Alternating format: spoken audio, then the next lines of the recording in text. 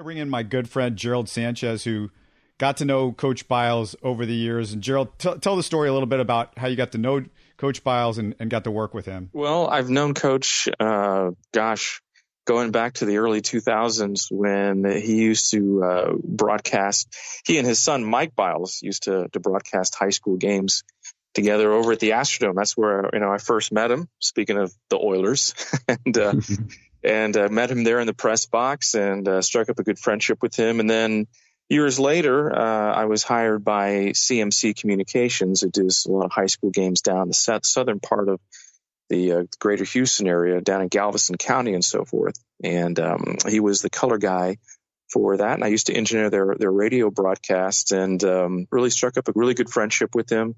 We would just talk a lot about football. And of course, he was a sports fan of all the sports, basketball and baseball, and a little bit about life. He had a lot of wisdom. Of course, he lived a lot of years. And so he gave me some wisdom about life and business and so forth, and considered him a really good friend over the years. What I think is interesting, Gerald, is, when coaches these days, at least to some degree, try to hide behind, a gruff or just, they distance themselves from fans and the media.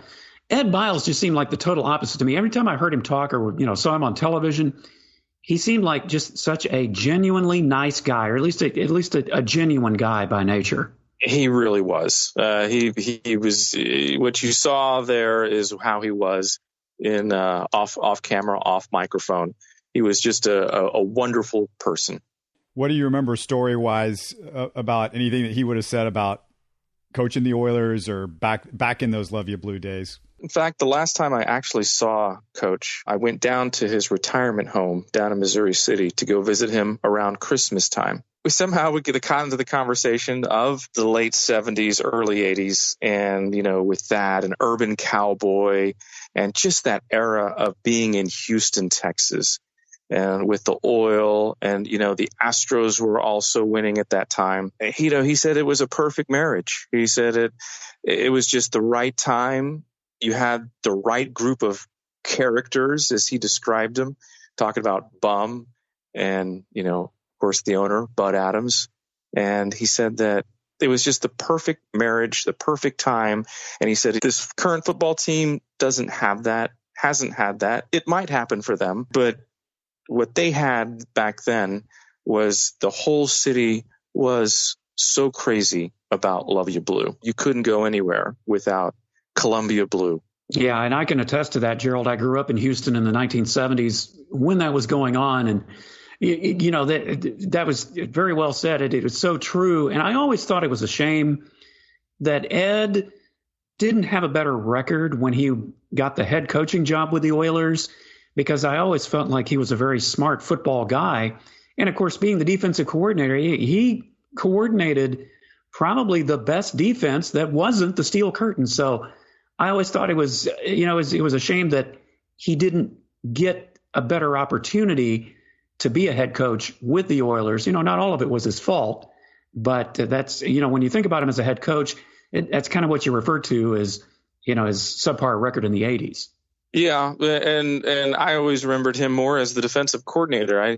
I know he had that stretch where he was the head coach, but more of a forgettable time after Bum, was let go. But I think that he was such a brilliant football mind. And, we talk about Tony Romo and how he can see plays before it happens and calls plays before it happens.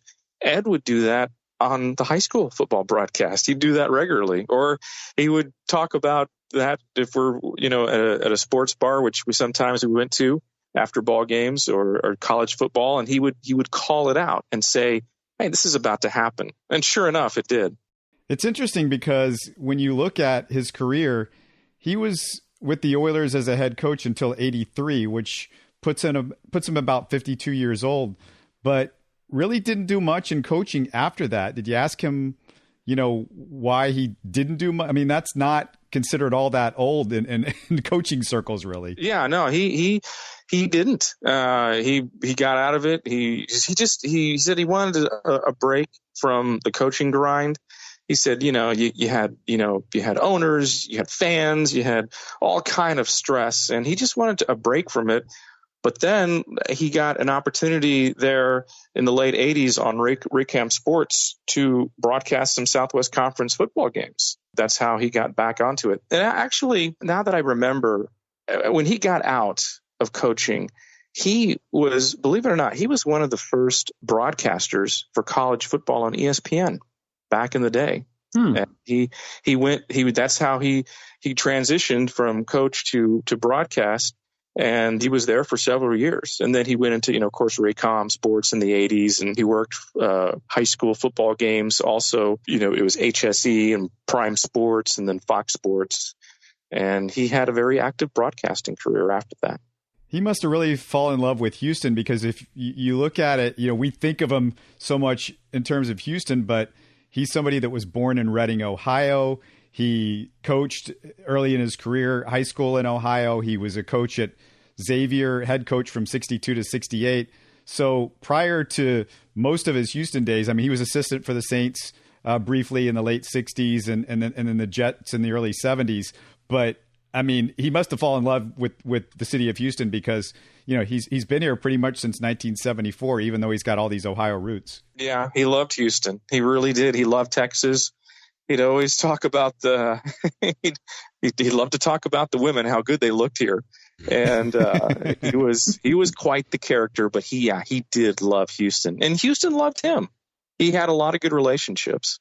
Another good story about Coach Biles is, and he was very proud of this fact, that he was the reason why Warren Moon came to Houston.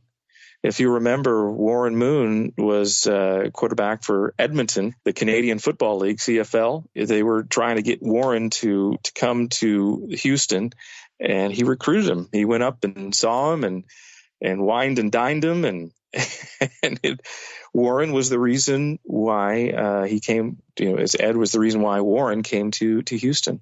I thought they had lured him away with Hugh Campbell as a coach up there at Edmonton. No, that was it was Warren. It was Ed.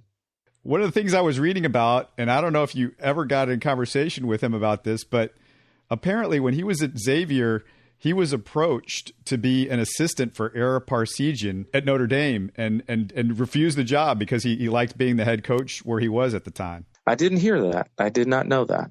So yeah, just a really interesting career, and it was just hard. Gerald, you've talked to so many people. It's hard to find anybody that has anything bad to say about Ed Biles.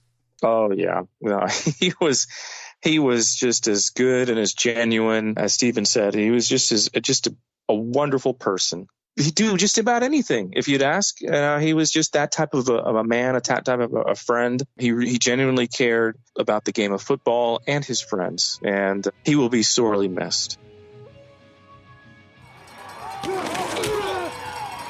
You're listening to Houston Sports Talk.